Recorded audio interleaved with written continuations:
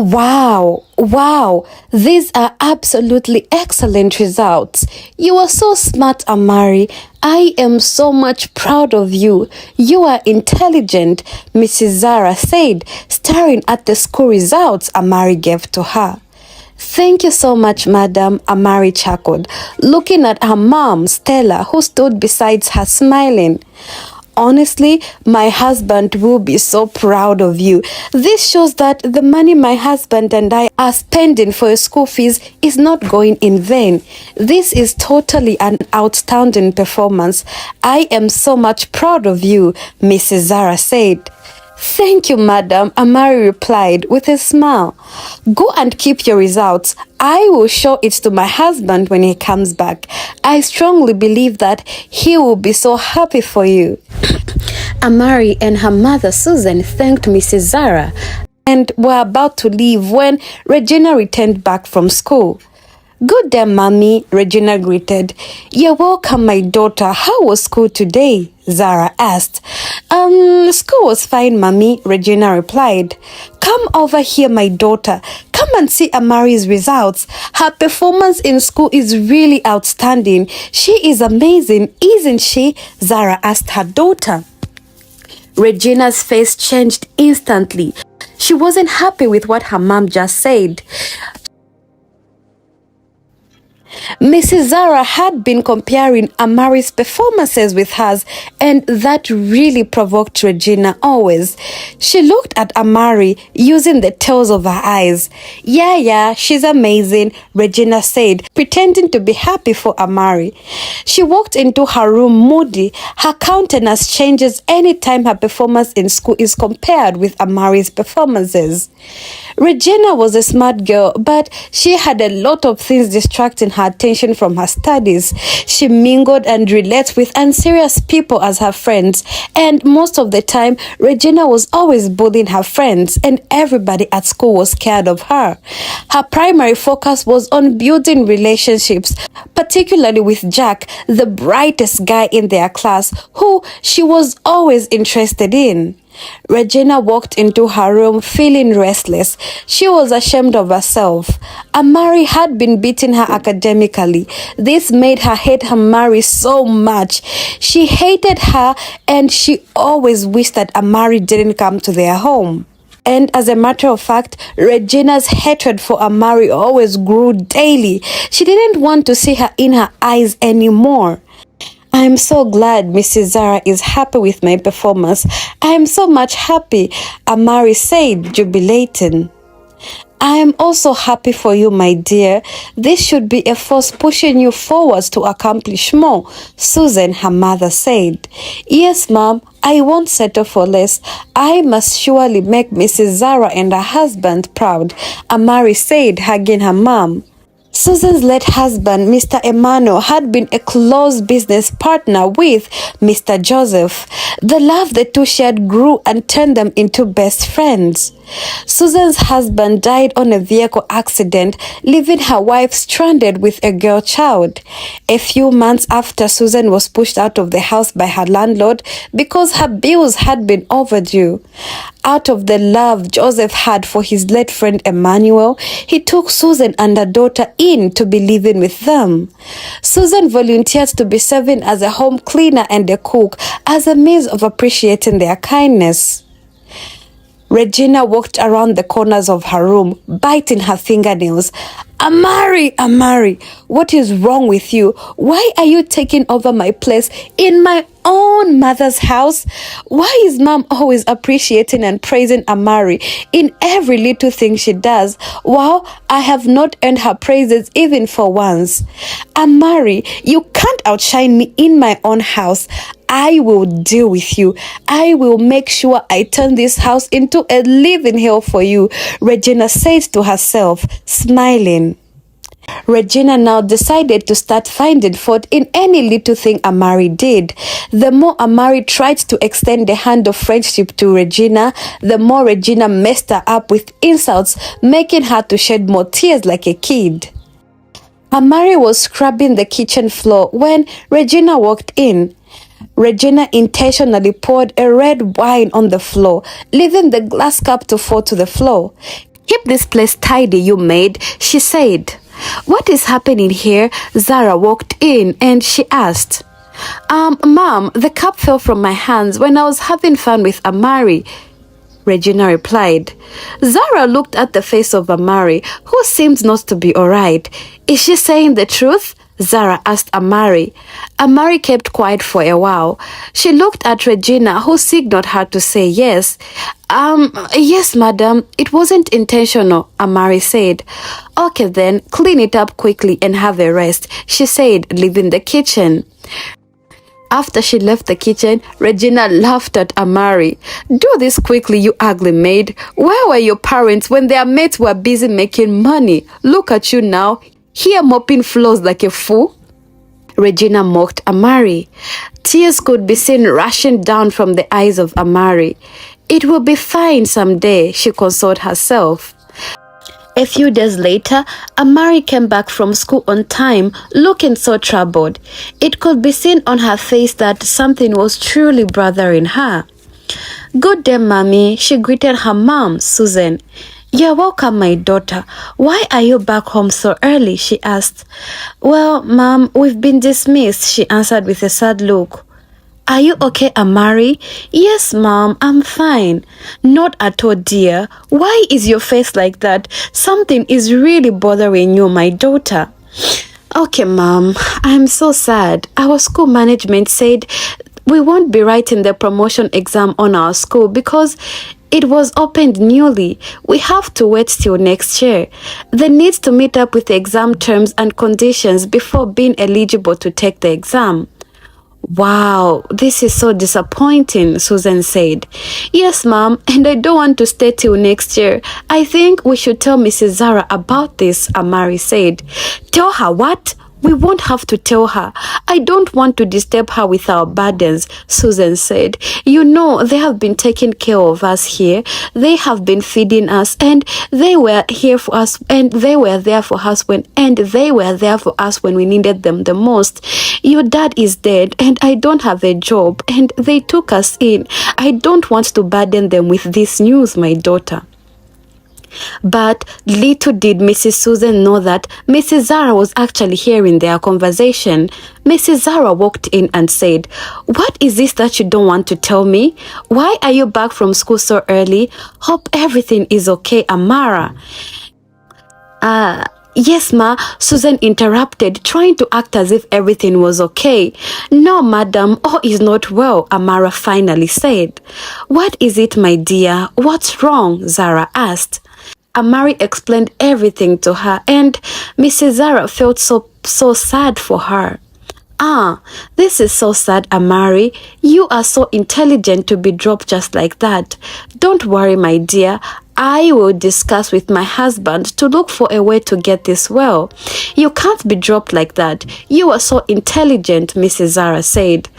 Amari was happy and appreciated her so well. Therefore, Mrs. Zara waited for her husband to come back home so that she could explain what happened at Amara's school.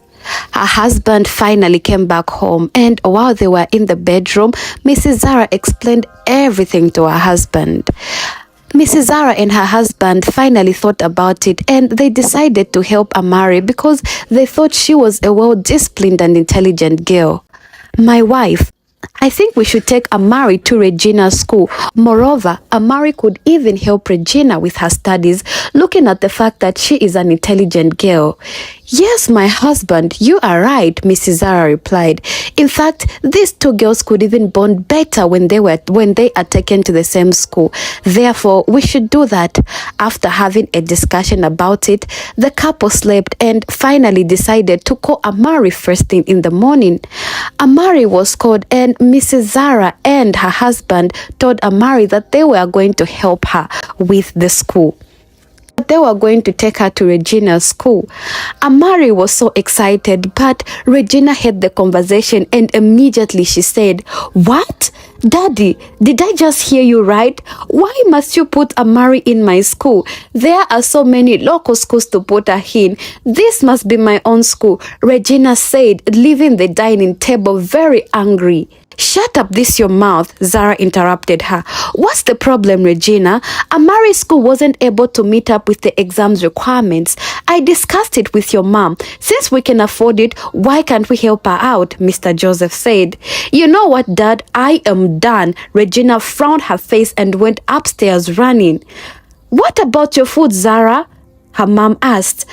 Mom, I just lost my damn appetite, Regina answered, still going upstairs. Mrs. Zara then looked at Amari and said, Amari, my dear, I know you are a bright child and you know it wasn't easy for my husband and I to put you back to school. Please do well to make us proud, Zara said. Yes, madam, I promise never to let you all down, Amari replied. Well, we have heard you and we trust and believe in you. Go and catch some sleep, dear. Tomorrow is gonna be a big day for you, Zara added. Susan and Amari thanked Mrs. Zara and her husband for the kind gesture that they did for them. After that, they retired back to their room very happy. The next day, Amari was so excited and already dressed in her new school uniforms. She was happy that she would join her mates to sit for the exams. I am so much happy, Mom. I really know you are happy, my daughter. Please remember about what Mrs. Zara said. Don't disappoint her. She has helped us a lot. Yes, Mom, I do remember. I promise never to let them down. You are lucky, my daughter. I am not lucky, Mom. Rather, I am blessed, she said, leaving for school.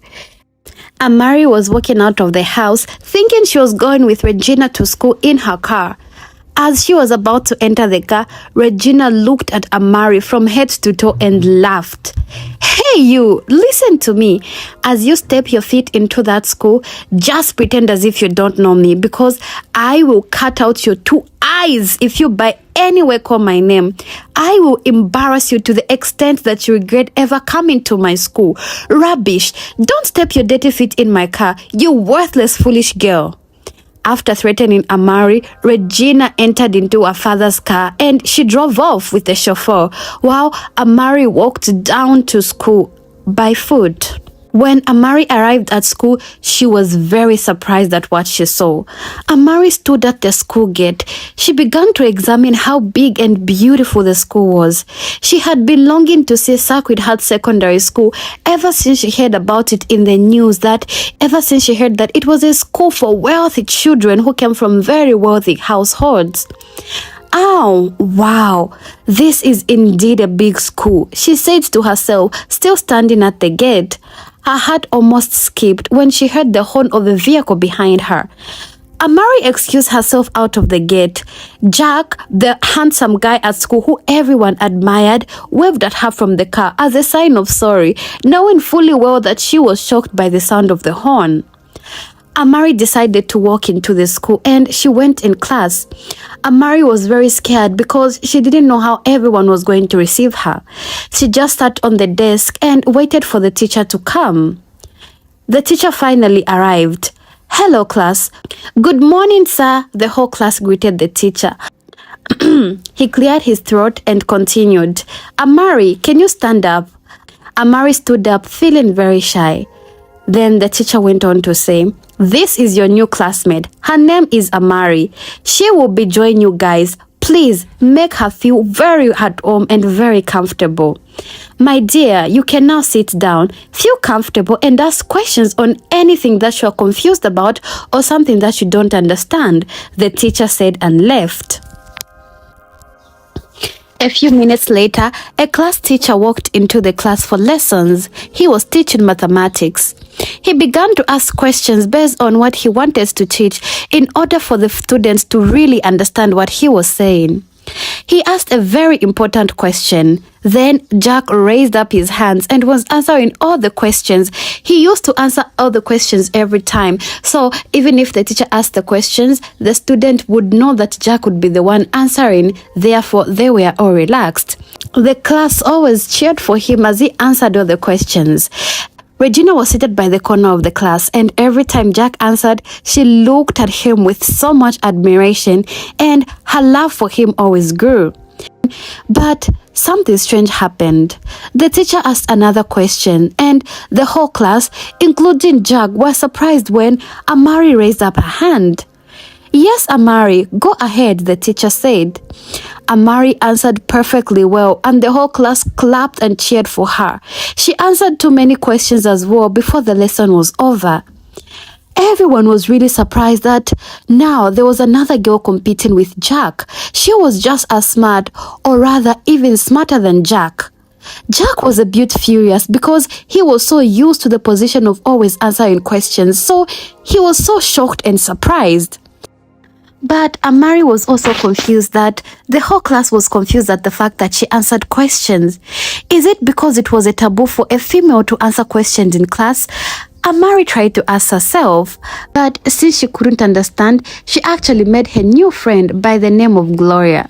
She tried to ask Gloria to say if she was wrong in answering the question, but Gloria just smiled and said, "What you did earlier has never been done in this class before. No one has ever answered any questions in this class apart from Jack. My dear, you just broke a record. Come on, girl. Pack your books, let me take you around the school compound," Gloria said. They were about to leave when Jack walked up to their chair. "Hey, I'm Jack," he introduced himself to Amari. "I am Amari. It's nice meeting you in our school." "Thank you so much," Amari said, stretching out a hand. They actually shook hands, and it was a very nice introduction. The whole class stood still, their eyes fixed on Amari and Jack. They were so shocked seeing Jack introducing himself to Amari. Regina was also shocked, and she was upset that Amari was actually shaking hands with the guy that she adored in school. She was very furious. Jack was every girl's dream in that class. They really wanted to associate and date him because of how handsome and intelligent and smart he was. Regina's heart almost broke to pieces seeing Amari and Jack talking together. "No, you can't do this to me again, Amari. You've earned my parents' praises and you're here to steal my Jack from me? No, no, no, no, no. This will never work," she said within herself, so furious. "If Jack is the reason why you came to this school, just know that you failed," Regina said, scattering her hair with her hands and leaving the classroom very fast. As theirs stand in 2 weeks, Amari kept challenging Jack in class by answering questions. This drew him closer to Jack. The two became very good best friends and they began chatting. Regina's heart broke into pieces each time she saw them together. She then thought of what to do to ruin their relationship. Regina tried humiliating Amari at home, telling her to distance herself from Jack. Regina made their home uncomfortable for Amari and her mom to live in. Amari couldn't bear the humiliation any longer. She began to distance herself from Jack just to make Regina happy. The more she distanced herself from Jack, the closer Jack came to her. It was Valentine's Day already. The students were informed earlier to get a gift for their best friends in class. Regina packaged a bag filled with presents waiting for Jack.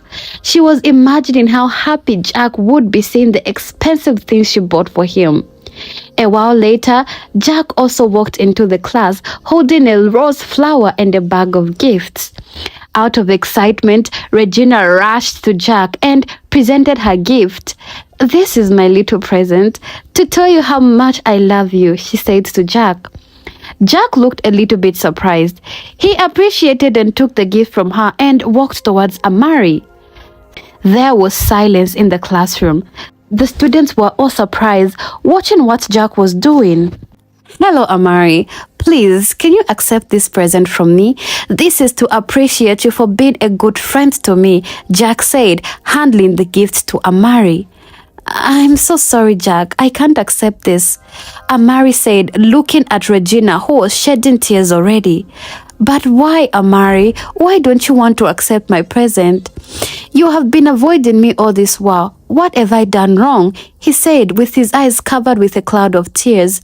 "Just leave me alone, Jack. Just leave me alone," Amari replied in a very harsh tone. Jack really felt embarrassed as he walked to his seat with a teary eye. Everyone in the classroom murmured within themselves. They really felt bad for Jack.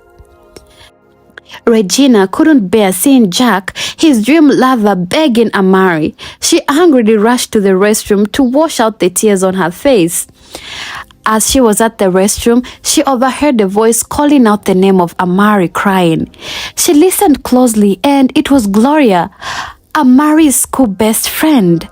Must it be you, Amari? How can you suddenly take away all I wished for in a twinkle of an eye? You have won the heart of Jack, the guy I love dearly. Must it be you, Amari? Gloria said, crying without knowing that Regina was taking a voice record of all the things she was saying. When Gloria finished crying, she came out and was shocked to see Regina standing at the door. I thought you loved Amari. You claimed to be her best friend, but here you are, cursing her, Regina said. No, Regina, it's not what you think.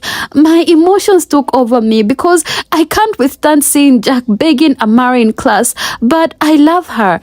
Gloria defended herself. It is obvious that the two of us are fighting for the same thing. Take my side. Let's eliminate Amari. What?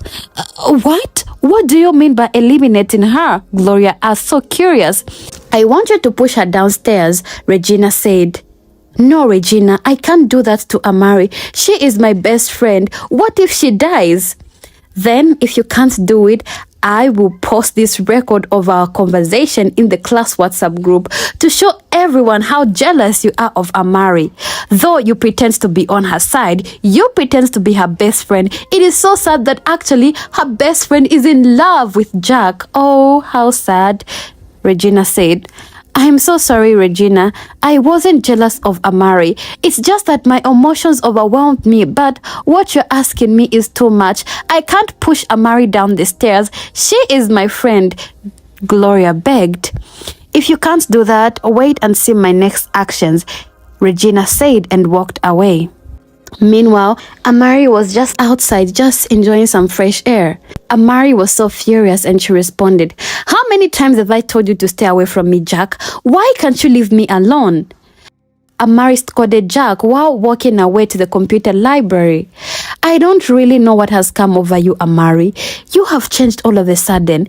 We were very good friends. We used to chat. We used to eat lunch together. We used to study together. But what's happening? Why have you changed? What have I done for me to deserve this? We were once friends, but you changed in a twinkle of an eye. Just tell me what I've done wrong, please, and I will apologize and make things right. Jack said, holding Amari on her two hands, looking straight into her eyes in love. Unfortunately, Regina passed by as she saw the two holding hands. She took a picture of them. You did no wrong. I just want you to stay away from me, Amari responded. As you can see, I want to read and I want to be left alone. It was already time to go home and Regina went home. She was very furious and she left Amari at school. But something strange happened. Regina arrived so early at home, but then again, time was moving and Amari was nowhere to be seen. It was night already and no one had seen Amari. She hadn't returned back home from school. Everyone became worried, including Regina. Where can this girl be by this hour of the night? Mrs. Zara asked, parading around the room. Joseph was tapping his feet on the floor with his palm placed on his jaw. Susan, Amari's mom, was already soaked up in tears. She had been crying deeply because she thought something bad had happened to her daughter. Regina, don't you know by any means when Amari will be returning back from school? Her mom, Mrs. Zara asked. Yes, mom, I actually saw her with her boyfriend, Regina replied. I don't understand. What do you mean by her boyfriend? Mrs. Zara asked. Mom, Amari has been flirting around with boys in our school. From one male friend to another. She has been sleeping with many guys at school. Everybody calls her a whore. I don't want to expose her, so please, I don't want to expose her because you guys might think as though I'm jealous, but I just wanted to tell you what's happening, Mom. Are you sure of what you are saying? Joseph, her father asked. Yes, Dad. Can't you see that this is not the first nor the second time she's returning back home late from school? Haven't you noticed? It is obvious that she might be in one of her boyfriend's house right now as we are speaking. It's a lie. It's a lie. It's not true. I know my daughter. She can't do that. I know my daughter. She can't do such a thing, Mrs. Susan said while crying. Okay, Regina then looked at Amari's mom from head to toe.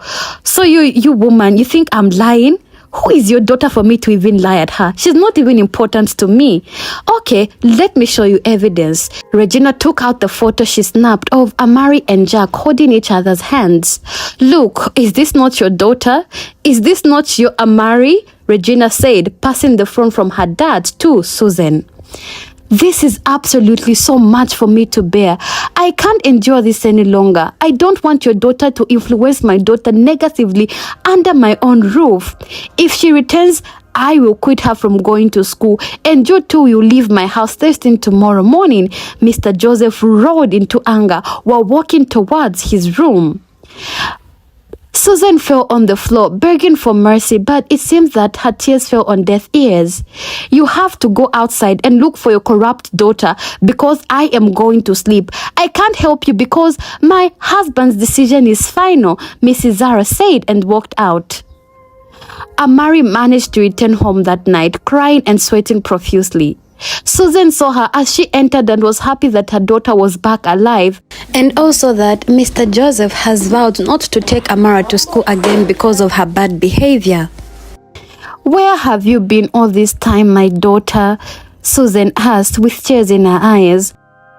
Mom, I was reading in the library with other students without knowing that someone locked us up. We got stuck inside the library, but all thanks to the security who came to our rescue when it was too late at night. I know you can't do that. I know that what Regina said was not the truth. I know that she was lying. Mom, what are you talking about? What did Regina say? Amari asked, very confused. Well, Regina showed us a picture on her phone where you were holding hands with a guy. She said you have been walking around the whole school with different male friends, and she said that you have been sleeping around. Probably you may have gone to visit one of them. That's why you were out so late. Tears began to rush down Amari's cheeks, hearing that Regina had made up lies against her name. Mom, I didn't do that. Mom, Regina lied. I wasn't hanging around with boys. I was just locked up in the library. Jack is just a male friend in school and nothing more, Amari said, trying to explain herself. I believe you, my daughter. I believe you. I know you can't do such a thing because I know the kind of daughter I raised, Susan said. What did her parents say after she told them what she said? Well, Mr. Joseph vows to stop you from going to school tomorrow morning. He also said that he'll go to school and tell the school management everything that Regina has told us today. Mom, it's a lie. Regina framed all this up to fight against me, Amari cried. Amari felt very bad because she didn't imagine that Regina would do such a thing to her. That night, Amari didn't sleep throughout the night. She kept on thinking about her fate and the fact that Mr. Joseph said he would drop her from school. Does this mean I'll no longer finish my education? Amari thought to herself with tears dropping from her eyes. Amari kept on crying that night until she slept off. The next day, Amari saw Mr. Joseph walking out from his room. She rushed and fell on her knees, begging and trying to explain herself with tears dropping down. Deep down his heart, Mr. Joseph really knew the type of girl Amari was and found it so challenging to easily accept all that which Regina had said. But Mr. Joseph decided to believe his daughter. I am so sorry, sir. Please have mercy on me. I didn't go to see any guy. I was locked up in the library with other students with me, Amari pleaded. The guy which Regina showed you is Jack, and he is just my friend and study mate. There is nothing going on between the two of us. Shut up, Amari. I don't care to know who the guy is. I really know you and what you are capable of doing, but please, let this not repeat itself again, Mr. Joseph interrupted Amari. Get up, take your bath, and get dressed for school. Amari stood up and thanked him in excitement and jumped back into her room. Amari was late for school. She was on her way rushing to school and also on a call talking to Gloria, who called to know if she would be going to school. But while they were talking, someone behind placed a handkerchief on Amari's nose and she lost consciousness and fainted. "Amari, Amari," Gloria shouted over the phone when she heard Amari trying to scream, but sudden silence took over the atmosphere. Gloria called out the name of Amari, but to no avail. She waited for Amari in school, but Amari didn't show up. Gloria became scared that something terrible might have happened to Amari. Amari's parents waited for her to return back from school, but she didn't. This time, they believed that she has been visiting a guy before returning back home. They all waited till daybreak, but Amari was nowhere to be seen. Regina, on the other hand, pretended not to be physically strong the other day, so she stayed back at home not to be suspected by anyone because she framed Amari. Gloria finally waited, and she couldn't wait anymore because she was scared that something might have happened to Amari. Gloria gathered her courage and reported to the school management the sound she heard over the phone while discussing with Amari on the phone, suggesting that Amari may have been kidnapped or taken away. "Are you sure of what you are telling us?" the management asked. "Yes, sir. I heard Amari scream over the phone, and I heard the sounds of footsteps rushing out," Gloria replied confidently. The school management involved the police. They began to make investigations and asking the students some questions to know if anyone had a clue with Amari before she disappeared. All hands were pointing at Regina because Regina was the only one who was not in good terms with Amari. The police officer invited Regina over to his office to ask her some questions. "Regina, I heard you're not in good terms with Amari," the officer asked. "Yes, sir, but it's just a minor problem within us. Besides, when she disappeared, I wasn't in school. I was at home because I wasn't feeling well." "It's a lie, sir. Regina has been threatening Amari ever since Amari came to this school," Gloria interrupted. "Officer, don't mind this girl. I can't even watch an ant die. What more of harming a person?" Regina defended herself. As they were still arguing, Regina's phone rang twice, but she didn't want to answer her calls. "Pick up your calls, Regina," the officer said. It's my friend, sir, calling. I will call her back later," Regina said. "Wait, officer. Let me show you this. Gloria is actually pretending that she loves Amari. She might actually be the one behind her disappearance," Regina said, bringing out the record of what Gloria said about Amari earlier in the restroom. The officer and the school management listened to the audio and insisted that Gloria needed to speak up and tell them what she did to Amari or she would be arrested. Gloria couldn't say anything, but she began shedding tears. She was surprised seeing how Regina turned everything against her. As they were persuading Gloria to speak up, Regina's phone began to ring again. "Pick up your phone for the last time," the officer said. "It's my friend calling, sir. I will call back when I'm done."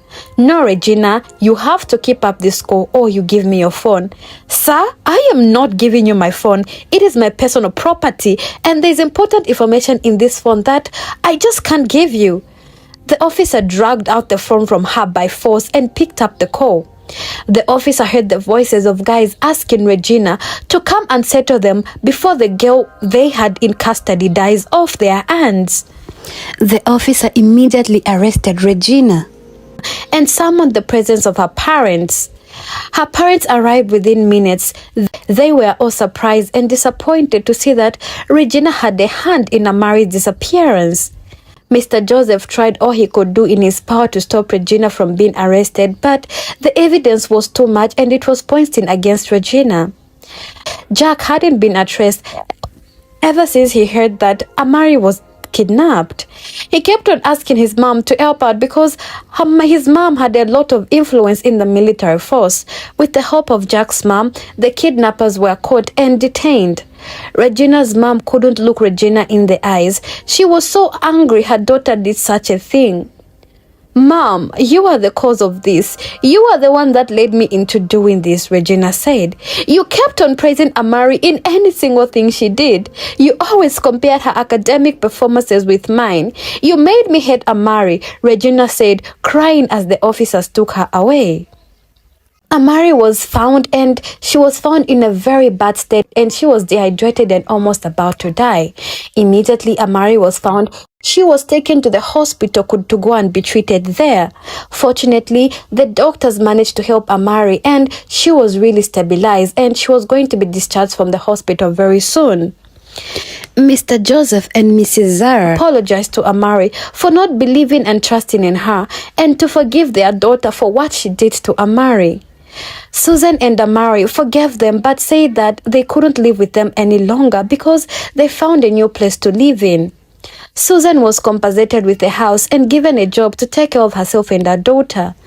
Amari was granted a scholarship up to university because of her intelligence and humbleness. They appreciated Mrs. Zara and her husband for taking them in when they had nowhere to run to, and for feeding them all this while. Gloria also begged Amari for saying what she said on the audio. Amari, I'm very sorry for what I said. To be honest with you, I really had a crush on Jack, and I thought he would be mine. But when you came to school, Jack couldn't stop looking at you, so that really made me feel bad. But it's not because I hated you, but it's just because of the feelings that I had for Jack. But now I have realized that there's no need for me to feel that way. Moreover, I no longer feel the same. I'm very much sorry, but I didn't mean to hurt you. Oh, I wasn't even jealous of you. It's just that the feelings that I had for Jack really overwhelmed me, and I just felt very bad. Don't worry, Gloria. I really understand you. You know, love and liking someone is something that nobody can explain. I have forgiven you, and I know that you are a true friend to me, Amari replied to Gloria. The both of them hugged each other, and they promised to be friends forever. Amari completed her education and passed with flying colors. Amari, we passed the exams, Jack and Gloria screamed very happily. What? Are you for real? Yes, Amari. Amari checked it out, and it was true. The three of them actually passed, and they graduated from high school and were accepted into university. On the other hand, Regina was in prison, and she couldn't bear being in that filthy place. She felt abandoned and hopeless. Amari, she spoke to herself, you took away everything from me. There is nothing left for me in this world. It's better I just die. My mom loved you. My dad loved you. And there I was, very much spoiled. I thought that I had it all, but I didn't. Maybe if you didn't come into our house, maybe my parents would have loved me differently. You are the cause of this. It's better I just die, Regina said to herself. Regina failed to accept her mistakes. Therefore, while she was in jail, Regina ended up taking her own life. Regina's parents were hopeless and helpless when they heard about the news. Regina's mom blamed herself that maybe if she didn't praise Annabelle, or maybe if she looked more at Regina, all this wouldn't have happened. She blamed herself for being a bad mother and not always being there for her daughter. But what could she do? She just kept on crying, but her husband was there to console her and promise her that everything was going to be all right. My wife, don't worry. We have learned a very big lesson from this. It shall be okay, and we will have more children in future. I know we both love Regina, but there's nothing that we can do. She's gone, and she's never coming back. The both of them hugged each other. Amari heard about what happened to Regina, and she felt very bad and sad. But she really prayed about everything and just said, I hope wherever you are, Regina, you are well. Please rest in peace. After a few months, Regina was accepted into university and she began to study law. This is the end of the story. I want you to tell me what you've learned from this story, and there's actually a lot to unpack from here. So tell me, what's something that's very much important that you've learned from this story? Personally, I think the biggest lesson that I would like to share with you all guys is that, especially this goes out to parents. Parents, it's very bad for you to compare your kids. especially when it comes to academics, especially when it comes to looks. You know, you're always favoring one child over the other. Trust me, you don't know what the other child is thinking. The other child might be thinking something bad because they feel a certain type of way. It's very bad for you to make someone feel bad about themselves, because this brings about depression, this brings about having bad thoughts. Just like in Regina's case, Regina thought she wasn't loved because of the way her parents were praising Annabelle. So you know what? Sometimes children may be lacking, but it's your responsibility as parents to be there to encourage them to do better. You know, it's better for you to encourage somebody than making them feel as if they are nothing. So please, parents, never compare your kids. Love your kids equally. Do not have a favorite, because that is going to destroy even the relationship that these kids are going to have amongst each other. So I think for me, that's the biggest lesson. And another lesson is jealousy. Please, jealousy is a disease and it kills. Please don't be jealous of other people's success. Don't be jealous of other people's looks. You know, be content with what you have and with where you are at that particular point in life. Nothing is permanent. Work hard, and if you want something, trust me, if you work towards it, you are going to achieve it no matter what. Don't be jealous, because jealousy, it'll kill you. I think those are the biggest lessons I've learned from this story, but I want you to tell me the lessons that you have learned from this story. So I'll be waiting in the comment sections, and please, to support our channel, subscribe. We are heading over to 100,000 subscribers, and only you can make it possible by just hitting that subscribe button. Trust me, it will mean a lot for this channel. But now, thank you very much for watching, and see you in my next one. For now, bye.